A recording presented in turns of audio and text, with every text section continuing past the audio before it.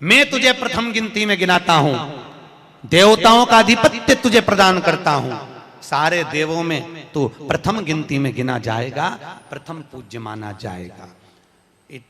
बस शंकर भगवान ने वर दिया, थोड़ी देर बाद कार्तिकेय महाराज आ गए। कौन आए? जम के बोलो जरा, कार्तिकेय। और कार्तिकेय जी आए और आकर बोले, पिताजी दंडवत करा, प्रणाम करा, साष्टांग करा, मैं परिक्रमा कर कर आ गया। मैंने परिक्रमा करा। अब इधर तो देवता सब सारे देवता मिलकर अक्षत छोड़ रहे गणेश जी के ऊपर, स्वस्ति वाचन हो रहा, लोग प्रणाम कर रहे, नमन कर रहे, लोग आवाज लगा रहे, श्री गणेश जी महाराज की। अब सारी दुनिया में आवाज लग रही गणेश जी। तो कार्तिकेय ने पूछा, माँ ये गणेश जी का जय घोष क्यों हो रहा है? गणेश जी के जयकारे क्यों हो रहे हैं? गणेश जी के लिए इतना जय घोष? तो माता पार्वती ने भगवान शंकर के शब्दों को कार्तिकेय को सुनाया। कार्तिकेय रो पड़े, माँ मैं परिक्रमा कर कर आया, गणेश जी ने केवल आपकी परिक्रमा लगा ली, आपने उसको प्रथम गिनती में मान लिया। माँ उसने बुद्धि का परिचय दिया और मैंने कर्म का परिचय दिया। बुद्धि का परिचय, कर्म का परिचय।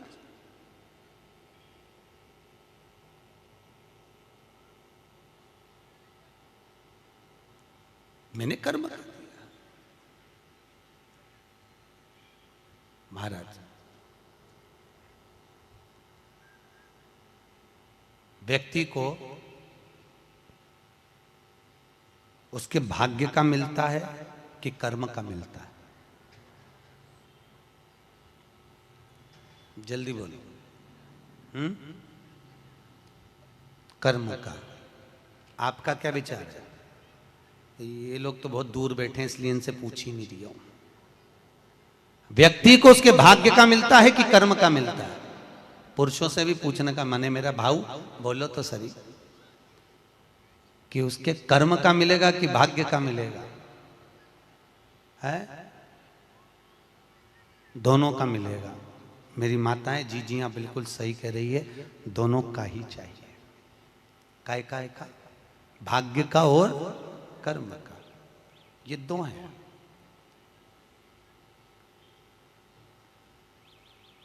बैंक में एक लॉकर होता है, उस लॉकर में लोग अपनी रकम रखते हैं। बोलो तो सही है गलत? रखते हैं कि नहीं रखते? अपनी चेन, अंगूठी, मोबाइल, पर्स सब लॉकर के अंदर रखते हैं। बैंक में लॉकर होता है, लॉकर में रखने के बाद में लॉकर की दो चाबी होती है। कितनी चाबी लॉकर की? दो। एक चाबी तुम्हारे पास, एक चाबी मैनेजर के पास। तुम्हारी चाबी कितनी भी लगा लो, जब तक मैनेजर की चाबी नहीं लगेगी तब तक वो लॉकर, अरे बोलो जम के, नहीं खुलेगी। और बैंक का मैनेजर कितनी भी चाबी लगा ले, लॉकर खुलेगा क्या? नहीं, तुम्हारी चाबी लगना जरूरी है। उसी तरह तुम्हारी चाबी है कर्म की चाबी, तुम कितनी भी घुमा लो पर वो ताला नहीं खुल सकता जब तक मैनेजर मेरा शंकर अपनी भाग्य की चाबी घुमा कर नहीं जाए। इसलिए तुम कर्म करो, भाग्य की चाबी मेरा भोलेनाथ घुमाएगा, और कब क्या दे जाए तुम्हें मालूम ही नहीं पड़ पाएगा। इसलिए चाबी दोनों होना चाहिए, एक भाग्य की, एक कर्म की। दो चाबी होंगी, लॉकर खुलेगा। अगर एक चाबी लगी तो लॉकर नहीं खुलेगा। गणेश जी महाराज को भगवान कार्तिकेय महाराज बोल रहे हैं, माँ मैं कर्म करने गया था, मैं परिक्रमा करने गया था, और यहाँ गणेश जी महाराज को तुमने प्रथम गिनती में बना दिया। माँ ये क्या हुआ? माता पार्वती को गुस्सा तो बहुत आया, क्रोध भी आया। माँ पार्वती की आंख में अश्रु भी भर गए महाराज, आंसू है माता पार्वती के नयन, अश्रु।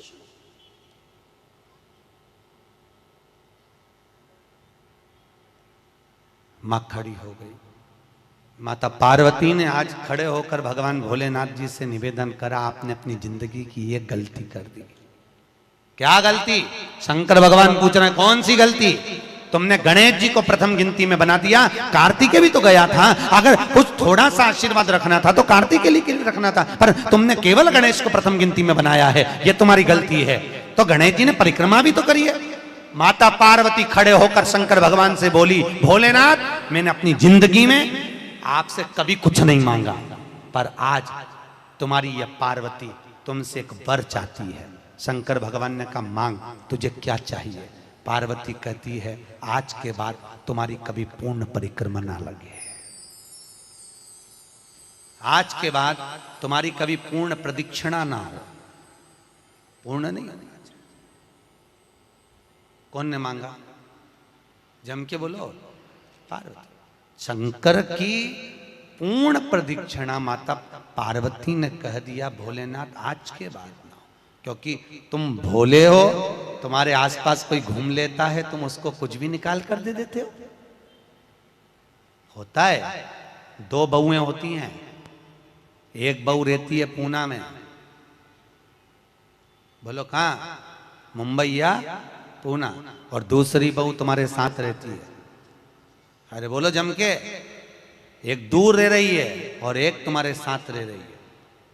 पर सास को जो साथ रह रही है ना, रोज पूछ रही है ना, वो अच्छी नहीं लगती। वो जो दूर रहती है ना, उसका गुणगान 24 घंटे करती है। ये डोकरियों की आदत भी बुरी, बढ़िया, बड़ी बुरी आदत। जो पास रह रही है वो अच्छी नहीं लग रही, जो दूर रह रही ना, वो दिवाली पे आती है, बस दिवाली पे 30 त्योहार पर आती है, और दिवाली पे आते और आके पल्लू वल्लू लेके मम्मी जी मम्मी जी मम्मी जी करके आई आई करके बस 2-4 बार इधर उधर घूमेगी और सास इतनी खुश हो जाएगी, तुरंत अंगूठी निकाल के चुपचाप रख ले।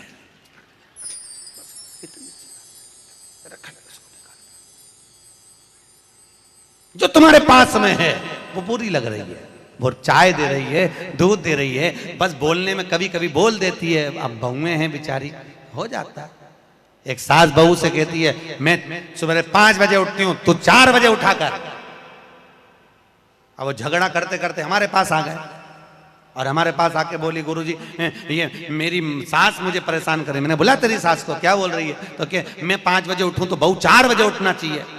तो मैंने कहा, अच्छी बात बोली, कोई दिक्कत वाली बात नहीं है। एक काम कर, बहू की उम्र है 20 साल, तेरी उम्र है 70 साल, तू 20 साल की बन जा, मैं भी इसको जगाना चालू कर देता हूं।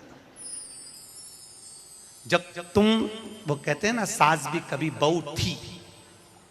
जब तुम बहू थे, तुम भी खूब अलमस्त चकाचक सोते थे, और तुम्हारी सास पहले उठती थी। बुढ़ापे में नींद नहीं आती जीजी, नहीं आती। आती क्या? अरे बोलो तो, आती बुढ़ापे में? मनुष्य की उम्र, गधा की उम्र, कुत्ता की उम्र और उल्लू की उम्र बराबर थी। किस किस की? जम के बोलो। मनुष्य, गधा, कुत्ता, उल्लू। सबको पहचानती हो? ठीक है, सबकी उम्र बराबर है, 40-40 साल।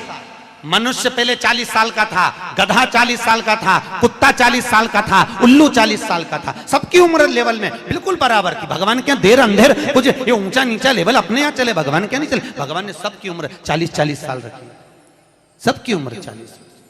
एक दिन गधा भगवान के पास में आया और गधे ने भगवान से आकर कहा, अरे भोलेनाथ। भगवान शंकर ने पूछा, क्या हो गया? महाराज, हमारी उम्र 40 साल की दे दी, हम लोगों का बोझा ढोते रहे, लोगों का वजन ढोते रहे, महाराज हमारी उम्र बिल्कुल आधी कर दो, बिल्कुल आधी, हमें इतनी लंबी उम्र नहीं चाहिए। भगवान ने कहा, ठीक है गधा, आज से तू 20 साल का। गधा कितने साल का हो गया? अरे जम के बोलो, 20 साल का। थोड़ी देर बाद मनुष्य, आवाज सेट करो, मनुष्य, इको खत्म हो गया, डिले नहीं आ रहा, मनुष्य। और थोड़ी देर बाद में मनुष्य भगवान के पास पहुंचा। भोलेनाथ आगे वापस आ गया, मनुष्य पहुंचा और भगवान के पास जाकर बोला, भोलेनाथ। भगवान शंकर ने पूछा, अब तुझे क्या हो गया? भोलेनाथ, 40 में मेरा क्या होगा प्रभु? भगवान ने कहा, गधे की बच्ची है, कितने साल बचे हैं? 20। मनुष्य कहा दे दो प्रभु, भगवान ने कल ले जा। कितने का हो गया? जम के बोलो 60 का। थोड़ी देर बाद कुत्ता आ गया। कुत्ता शंकर जी से बोला भोलेनाथ। शंकर भगवान ने पूछा तुझे क्या हो गया? महाराज 40 साल की उम्र दे दी, लोगों के दरवाजे पर बैठा रहूं, दरवाजे पे बैठकर झूठन चाटूं, दरवाजे पे बैठ के रोटी खाऊं, दरवाजे पे दुम हिलाऊं और दरवाजे पे से चिल्लाऊं महाराज मेरी उम्र कम कर दो। भगवान ने कहा ठीक है कुत्ता, आज से तू 20 साल। थोड़ी देर बाद मनुष्य फिर आ गया। भोलेनाथ 60 में क्या होगा? भगवान ने कहा कुत्ता की बच्ची है कि चल जाएगी, ले जा। कितने का हो गया? 80। थोड़ी देर बाद उल्लू आया। उल्लू ने आकर कहा भोलेनाथ। भगवान शंकर ने पूछा तुझे क्या हो गया? महाराज 40 साल की उम्र दे दी, रात रात भर जगता रहूं, पेड़ पे टंगा रहूं, रात रात भर मुझे नींद नहीं आती भोलेनाथ, मेरे को रात भर चौकीदारी करना पड़ती, रात भर पेड़ पे बैठा रहता हूं, रात भर वृक्ष पर बैठा रहता हूं, मेरी उम्र कम कर दो। भगवान ने कहा कितनी कम कर दो? बिल्कुल आधी कर दो। भगवान ने उल्लू की उम्र आधी कर दी। कितने साल का हो गया? 20 साल का। थोड़ी देर बाद मनुष्य आ गया। मनुष्य आकर बोला अरे भोलेनाथ। शंकर भगवान ने पूछा क्या हुआ? 80 में मेरा क्या होगा? भगवान ने कहा उल्लू की बच्ची है, चलेगी कि ले जा। कितने का हो गया? 100। अब तुम खुद देखो 40 वर्ष तक मनुष्य अपनी जिंदगी को सही जीता है। कितने साल? जम के बोलो जरा।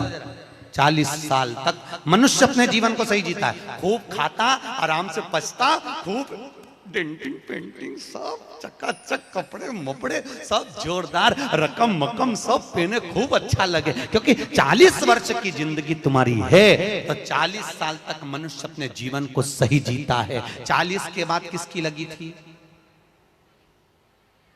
जम के बोलो गधे की। तो 40 से 60 तक मनुष्य गधे जैसा बोझा ढोता है। बच्चों को बड़ा करना है, शादी करना है, मायरा भरना है, परिवार को पालना है, तो बोझा ढो रहा है। जैसे गधा बोझा नहीं ढोता, ऐसे 60 तक बोझा ढोया। 60 के बाद उम्र किसकी लगी? कुत्ता की।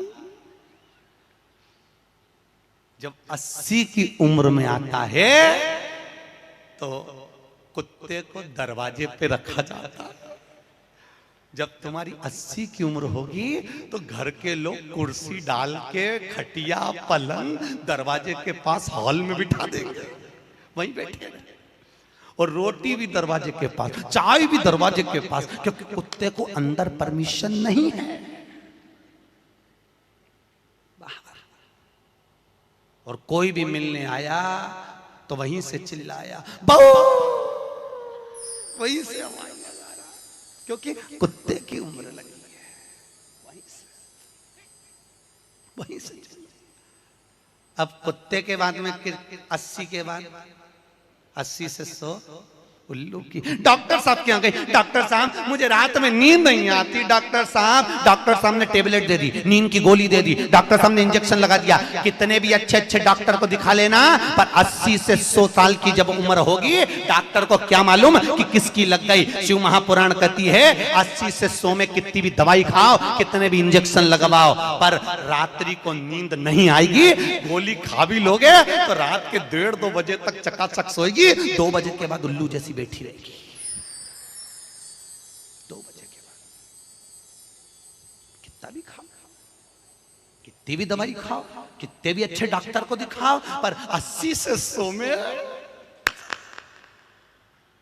जाग रही। आधी रात को जागे, बहू के मम्मी सो नहीं रही, आई सोई नहीं, आई के मारे नींद ही नहीं आई। अब इसके कौन समझाए उल्लू की लगी, कौन समझाए इसके। 80 से 100।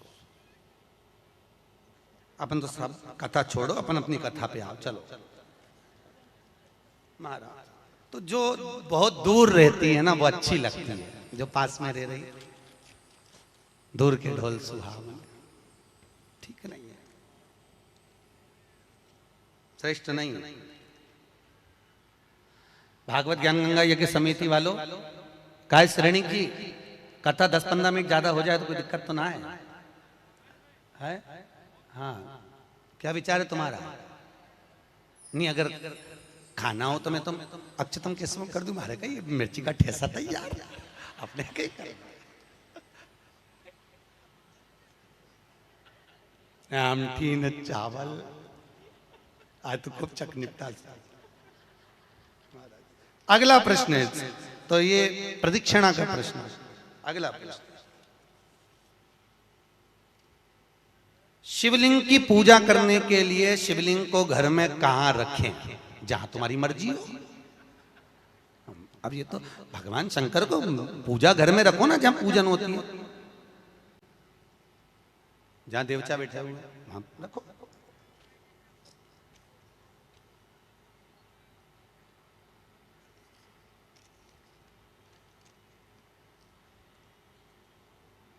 पीपल के पेड़ को सोमवती अमावस्या के दिन 108 फेरी क्यों लगाई जाती है? वाह, बहुत बढ़िया। हमने तो नहीं की कि लगाओ, अब तुम्हारा मन है 108 लगाने का। याद रखना, पीपल के वृक्ष की परिक्रमा करने से वैभव बढ़ता है, आंवले के वृक्ष की परिक्रमा करने से लक्ष्मी बढ़ती है। याद रखिए, तुलसी की परिक्रमा करने से सौभाग्य बढ़ता है। अब 108 मन का लगाओ, चाहे 208 लगाओ, 216 लगाओ, ये आपके ऊपर है। यहां आपका भाव होना चाहिए कि हम भगवान को कैसे रिझाएं, कैसे रिझाएं, ये आपका भाव है। उसका फल क्या है? तो उसका फल वैभव प्राप्ति का है, धन प्राप्ति का, यश प्राप्ति का। आप जितनी लगा,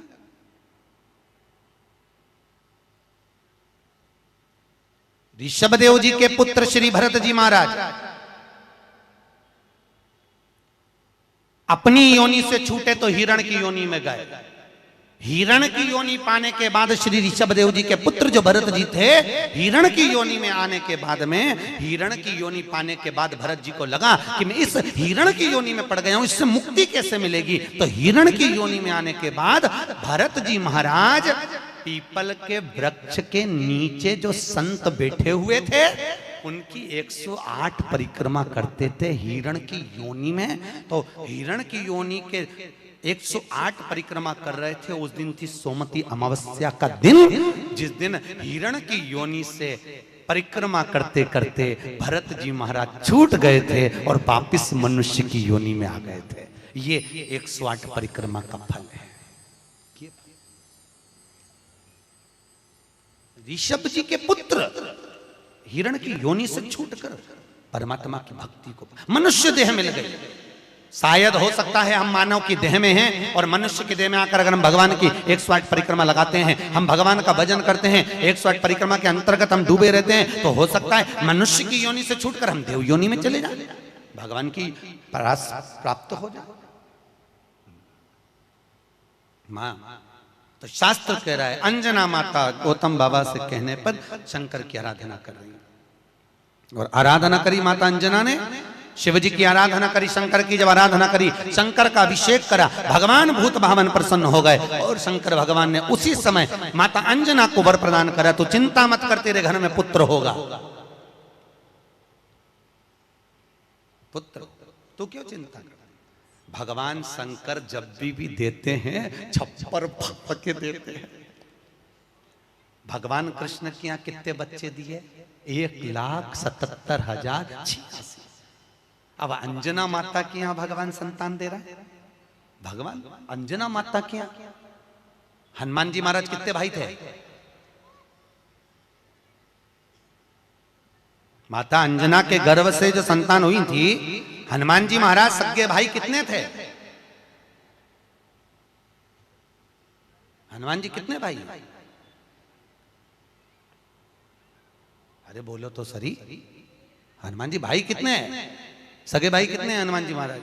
तो अंजना माता ने जब भगवान शिव की आराधना करी, शंकर की जब आराधना करी, तब भगवान शंकर प्रसन्न हुए। समय बीता, माता अंजना के गर्भ में भगवान शंकर के तेज पुंज को पवन देव ने ले जाकर माता अंजना के गर्भ में स्थापित करा। स्थापित करने के बाद पूर्णिमा के दिन, चैत्री पूर्णिमा के दिन, भगवान अंजना माता के गर्भ से शंकर का ही एक अवतार श्री हनुमान जी महाराज प्रकट हुए हैं। महाराज श्री हनुमान जी महाराज की। हनुमान जी सगे भाई हैं 6। कितने भाई हैं? 6 सगे भाई। सबसे पहले नंबर हनुमान, फिर गतिमान, केतुमान, धृतिमान, यतिमान, ऐसे हनुमान जी महाराज के 6 भाइयों का क्रम वर्णन किया गया। कितने भाई हैं? 6। हनुमान जी महाराज का एक भाई है जिसका नाम है गतिमान। क्या नाम है? गतिमान। और जिसके यहां पर फैक्ट्री हो, किसी भी तरह की फैक्ट्री हो, चाहे वो नट बोल्ट की हो, पानी की हो, किसी भी तरह की फैक्ट्री हो, अगर फैक्ट्री में जरा सी भी तकलीफ आती है तो हनुमान जी महाराज के उल्टा पांव, लेफ्ट पांव के नीचे का सिंदूर लाकर गतिमान का नाम लेकर अगर फैक्ट्री पर स्वस्तिक बना दिया जाता है तो वो फैक्ट्री धड़ाके से चलना चालू हो जाती है, कभी खराब नहीं होती, कभी परेशान नहीं करती। महाराज गतिमान, हनुमान जी के 3रे नंबर का भाई गतिमान का नाम। ये जो राजनेता होते हैं ना, जब चुनाव लड़ने के लिए जाते हैं और उन्हें विजय प्राप्त करना है तो विजय पाने के लिए वो एक ही काम करते हैं। हनुमान जी के 3रे नंबर का भाई गतिमान, उस गतिमान के नाम से जो व्यक्ति युद्ध करने के लिए जा रहा है या विजय पाने के लिए जा रहा है, अपने बराबर का लच्छा, लच्छा जानते हो, नाड़ा, मोली, उसको नाप कर गतिमान के नाम से लपेट कर हनुमान जी के मंदिर में रख देता है और उस मोली को फिर अपने हाथ पर बांध लेता है तो वो हार नहीं सकता, विजय ही प्राप्त करेगा। गतिमान का इतना प्रभाव है, चाहे कुछ भी।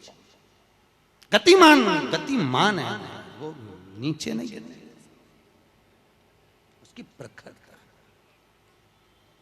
गतिमान श्री हनुमान जी महाराज का प्रागट्य हुआ। अंजना माता के गर्भ से श्री हनुमान जी महाराज प्रकट हुए। पवन तनय संकट हरन मंगल मूर्त रूप, राम लखन सीता सहित हृदय बसौ सुर भूप। श्री हनुमान जी महाराज प्रकट हुए। देवताओं ने पुष्पों की वृष्टि करी, गंधर्व गान करे, अप्सरा नृत्य करी, चारों तरफ सुख समाहित हुआ। श्री हनुमान जी महाराज की। हनुमान जी महाराज प्रकट हुए। प्रबल रावण को मारने में सबसे ज्यादा सहयोग किसने करा था? अरे जम के तो बोलो, हनुमान जी। पूरी पृथ्वी पर सबसे ज्यादा मंदिर किसके हैं? बोलो तो हनुमान के। अपने करमाला में तुम गिनना, अगली बार आऊंगा तो पूछूंगा। अगर अगली बार भागवत ज्ञान गंगा यज्ञ समिति ने मान लो बुलाया तो पूछूंगा आपसे आके कि करमाला में कितने हनुमान जी के मंदिर हैं और राम जी के मंदिर कितने हैं। राम जी के मंदिर अगर 5 होंगे तो हनुमान जी के मंदिर 20 होंगे।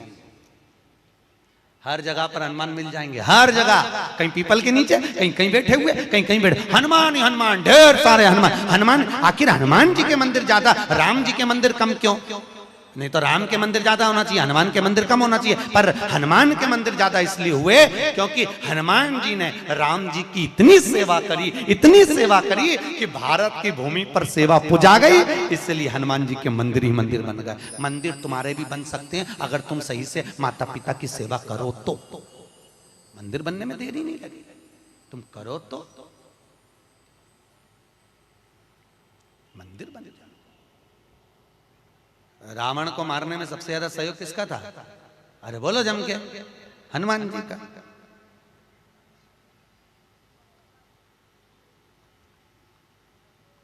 राम जी ने रावण की नाभि में बाण मारा था कि नहीं मारा था? अरे बोलो जम के, क्या था नाभि में? अमृत। तो जब रावण की नाभि में राम जी महाराज बाण मार रहे हैं तो रावण क्यों नहीं मर रहा? मर जा रावण, क्योंकि नाभि में अमृत है, वो तो सूख चुका है, मरे ना। फिर मरता क्यों नहीं है राम? क्यों नहीं मरा रावण? राम जी से 10 मुख हो गए फिर भी नहीं मर पाया, फिर तैयार। फिर विभीषण कह रहा है कि ये रावण की नाभि में अमृत है, मारो। और राम जी बाण पर बाण छोड़ रहे हैं तो रावण नहीं मर रहा, धराशायी होकर नहीं गिर रहा, वहीं की वहीं खड़ा है, स्थिर की स्थिर, मरने को तैयार ही नहीं है। ये भी बड़ी विचित्र सिचुएशन है, मर ही नहीं लिया। चिंता लग गई हनुमान जी को युद्ध देखते देखते। हनुमान जी महाराज समझ गए जरूर कोई बात है जिससे ये रावण नहीं मर गया। भगवान ने इतने बाण छोड़ दिया नाभि में, विभीषण करे नाभि में मारो, नाभि में ही भगवान मार रहे हैं तो भी नहीं मर रहा। हनुमान जी महाराज ने देखा युद्ध अपनी जगह चलता रहेगा, हनुमान जी गए लंका के अंदर पहुंच गए। एक पंडित जी का रूप रखा, संत का रूप रखा, गुरु का रूप रखा और ब्राह्मण का रूप रखकर हनुमान जी अंदर आए लंका में। और लंका में सब सब सब लोगों के हाथ देखने लगे, हाथ दिखाओ, अब सही सही बताया, हनुमान तो हनुमान, सबका भाग्य बता रहा है। इतने में मंदोदरी के पास खबर पहुंच गई कि लंका में कोई ऐसा विद्वान पंडित आया है जिसको हाथ दिखा तो भाग्य बताता है। मंदोदरी निकल कर बाहर आ गई। मंदोदरी ने आकर कहा, ब्राह्मण देवता मेरा हाथ देखकर बताओ कि मेरा भाग्य क्या कहता है। इतने में हनुमान जी ब्राह्मण के रूप में थे। हनुमान जी ने कहा, पंडित जी बोले ब्राह्मण के रूप में, हनुमान जी बोले तेरे पति के ऊपर काल मंडरा रहा है और तेरा पति मरने को तत्पर खड़ा है। पर सुन ए स्त्री, तेरा पति इतनी जल्दी नहीं मर सकता, क्योंकि तेरे पति के पास जरूर कोई राज की बात है। इतने में मंदोदरी बोली, पंडित जी आपने बिल्कुल सही कहा, एक ऐसी राज की बात है, मेरा पति मर ही नहीं सकता। हनुमान जी तुरंत बोले, वो राज की बात या तो मैं जानता हूं या तू जानती है। इतने में मंदोदरी बोली, पंडित जी बिल्कुल सही बात है, जब मेरे पति रावण ने तप करा था, ब्रह्मा जी से वर मांगा था, तो ब्रह्मा जी ने कहा मांग तुझे क्या चाहिए, तो रावण ने कहा कि मैं अमर हो जाऊं, तो ब्रह्मा जी ने कहा ऐसा नहीं हो सकता, तो रावण ने कहा मेरी नाभि में अमृत दे दो, रावण को अमृत दे दिया। तब रावण ने कहा इतने में संतुष्टि नहीं होगी, एक वर और दीजिए, मुझे एक ऐसा बाण दो जिस बाण के लगने से नाभि में अमृत सूखे और मैं मरूं। मंदोदरी ने कहा मेरा पति जब तप कर कर आया था, उसको ब्रह्मा जी ने एक बाण दिया था, वो बाण मेरे पति ने मुझे लाकर दिया था। उस बाण को मैंने, जहां मैं शयन कक्ष में सोती हूँ, उस कमरे में मैंने दीवार के अंदर एक खंबे में चुनवा दिया है, सीमेंट से पक्का करवा दिया, वो किसी को मिलेगा ही नहीं। हनुमान जी अपने असली स्वरूप में आए, दीवार तोड़ी और बाण निकाला, राम जी को दिया, राम जी से अब मारो, और जो बाण लगा तब जाकर वो रावण मरा, तब जाकर मरा, नहीं तो राम जी बाण मारते रहते, रावण चकाचक खड़ा रहा हंसता हंसता। वो तो राम और हनुमान।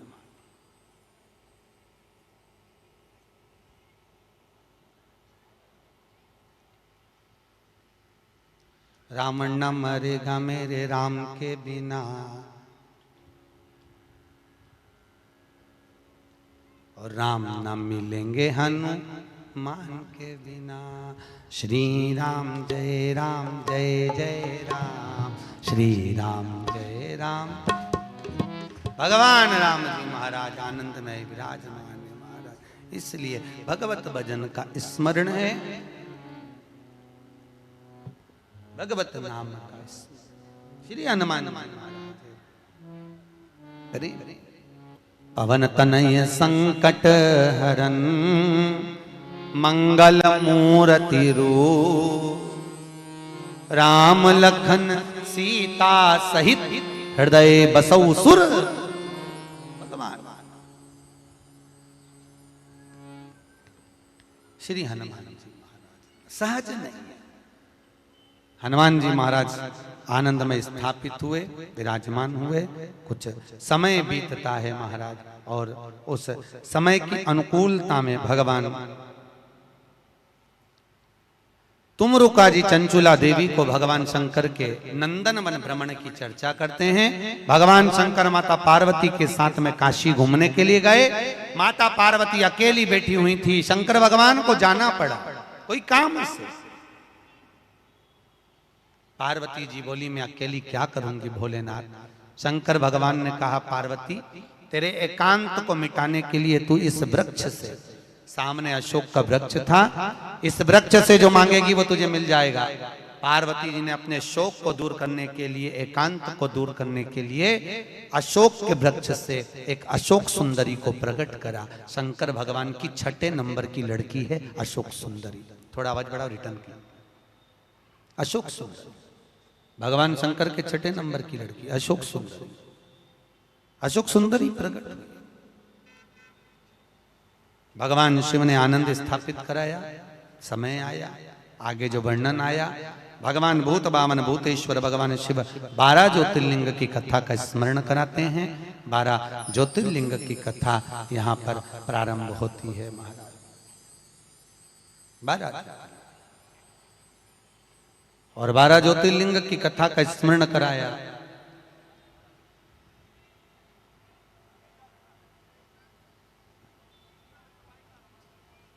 मुख्य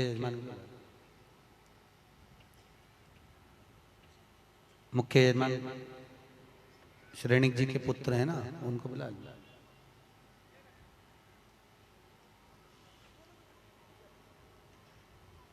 दस मिनट श्रेणिक जी जो मुख्य यजमान है रोज पूजन में बैठे हैं, आपके पुत्र और बहू, उनको 5 मिनट 10 मिनट के लिए बुला दो, जोड़े से बिठा दो उनको सामने।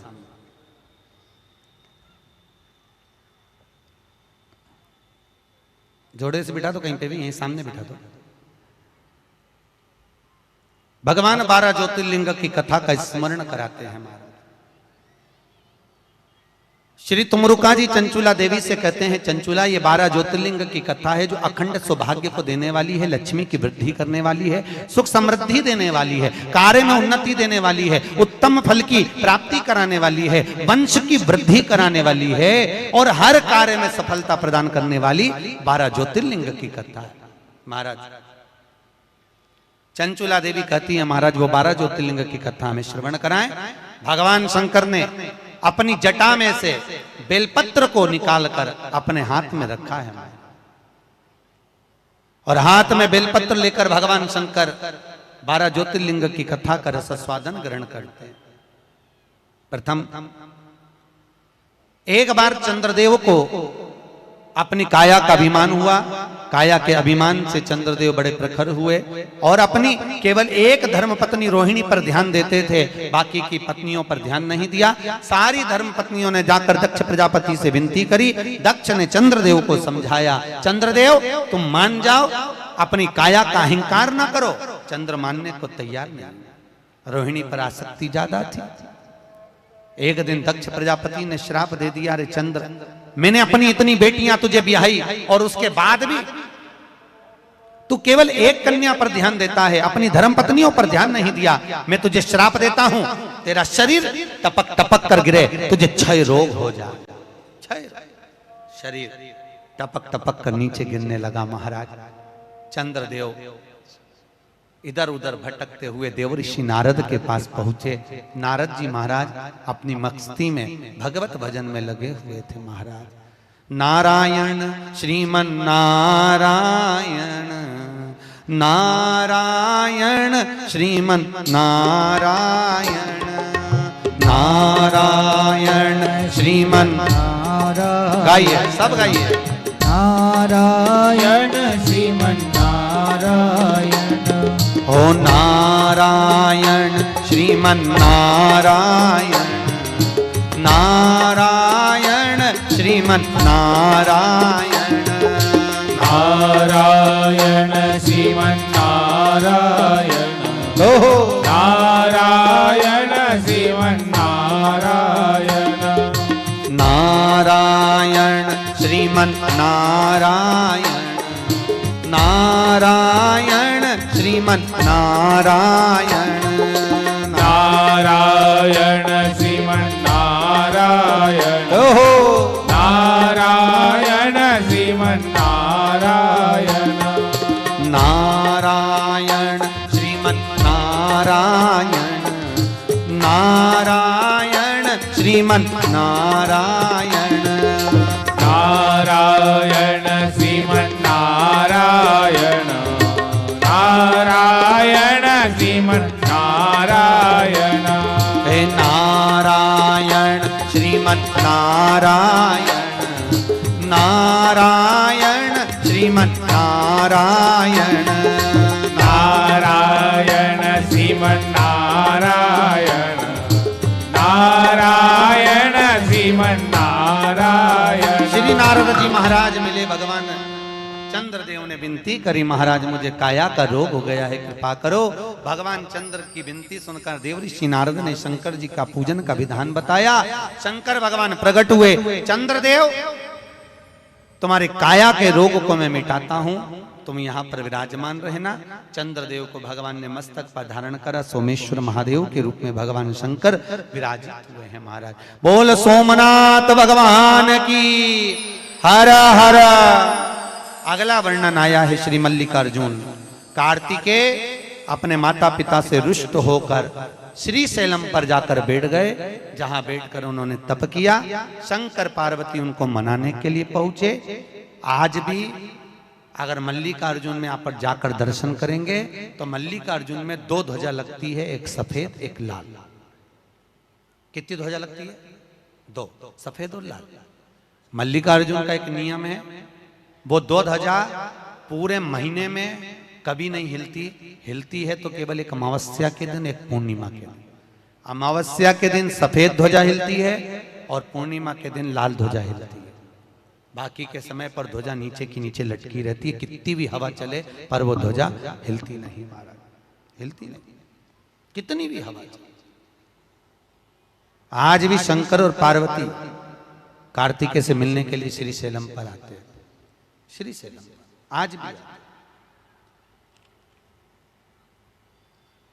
भगवान आज भी। अब कार्तिकेय जी वहां विराजमान हुए, भगवान शंकर उनसे मिलने के लिए वहां पधारे। मल्लिकार्जुन के रूप में भगवान शिव विराजमान होते हैं। अगला वर्णन आया है महाकाल। दूषण नाम का राक्षस ब्राह्मणों के बच्चों को निचोड़कर उनका रक्त पीता था। भगवान को सब इन ब्राह्मणों ने पुकारा। शंकर भगवान ने कहा इस दूषण को वरे कि ये जब मरेगा इसका रक्त जहां गिरेगा उससे और भी दूषण उत्पन्न हो जाएंगे। तो एक काम करो, भगवान शंकर ने कहा मेरी बहन के पास जाओ। शंकर जी की एक बहन थी, केवल एक बहन शिव जी, जिसका नाम था क्षिप्रिया। क्या नाम था?